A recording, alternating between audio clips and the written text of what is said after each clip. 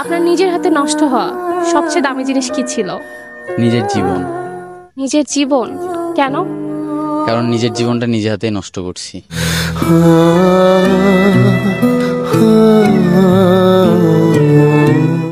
তো এখন আমার সামনে আছে একটা ভাইয়া, ভাইয়াকে একটা প্রশ্ন করতে চাই, সেটা হচ্ছে আপনার নিজের হাতে নষ্ট করা সবচেয়ে দামি জিনিস কি ছিল? আমার ভালো সময়।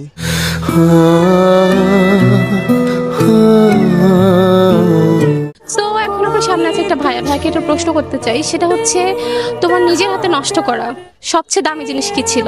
আমি নিজেই। তুমি নিজেই? কেন? আজকের এই পরিস্থিতির জন্য আমি নিজেই দায়ী।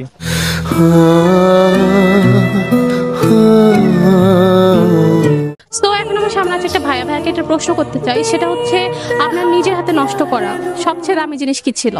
আমার জীবন। আপনার জীবন? কেন? আব্বু মারা যাওয়ার পরে আমার জীবনটাকে আমি আর গুছাইতে পারিনি।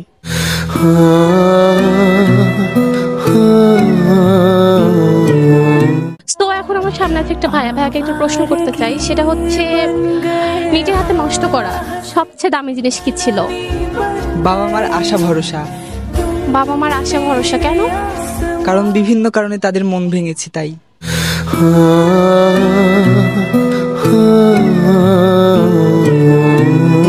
তো এখন আমার সামনে আছে একটা ভাইয়া, ভাইয়াকে একটা প্রশ্ন করতে চাই, সেটা হচ্ছে নিজের হাতে নষ্ট করা সবচেয়ে দামি জিনিস কি ছিল?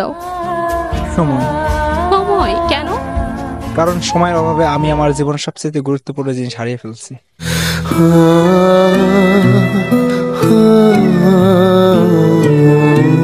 সো এখন আমার সামনে আছে একটা ভাইয়া, ভাইয়াকে একটা প্রশ্ন করতে চাই, সেটা হচ্ছে নিজের হাতে নষ্ট করা সবচেয়ে দামি জিনিস কি ছিল?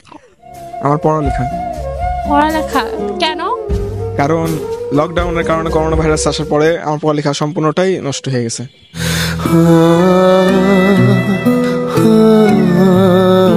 সো এখন আমার সামনে আছে একটা ভাইয়া, ভাইয়াকে একটা প্রশ্ন করতে চাই, সেটা হচ্ছে নিজের হাতে নষ্ট হওয়া সবচেয়ে দামি জিনিস কি ছিল? বন্ধুত্ব। বন্ধুত্ব? কেন? কারণ তারা সবাই স্বার্থপর ছিল।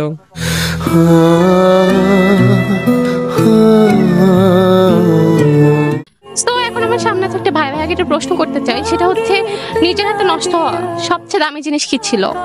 সিগারেট। সিগারেট? কেন? কারণ অর্ধেক খাইছিলাম আর অর্ধেক আব্বুকে দেখে ফালাই দিছিলাম।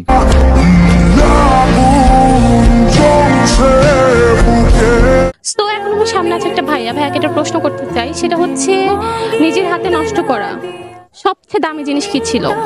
ক্রিকেট লাইফ আমার। কেন? নিজের অবহেলার কারণে এগোতে পারি নাই।